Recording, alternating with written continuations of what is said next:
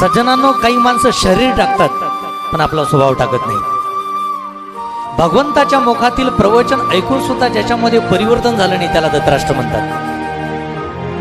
याच विचाराची माणसं आज समाजामध्ये पाहायला मिळतात. स्वभाव बदलणं किंवा सुधारणं हे व्यक्तीवर अवलंबून नाही, हे विचारावरती अवलंबून आहे. भगवान श्रीकृष्ण कालियाचं दमन करतात आणि कालिया भगवंताला शरण येतो. कालिया म्हणतो, प्रभू माझा स्वभाव परिवर्तित करा. तेव्हा भगवान श्रीकृष्ण म्हणतात, कालिया तुझा स्वभाव परिवर्तित करायचा असेल तर तुला रमणीक द्वीपामध्ये जावं लागेल. तिथे संत राहतात, ते तुझा स्वभाव बदलतील. म्हणजे देव तुमचा स्वभाव बदलू शकत नाही. तुमचा स्वभाव परिवर्तन जर करायचं असेल तर तुम्हाला संतांच्या सानिध्यामध्ये जावं लागेल. म्हणून ज्ञानोबा म्हणतात, चंद तेथे चंद्रिका, शंभू तेथे अंबिका, संत तेथे विवेका, असणे की जय.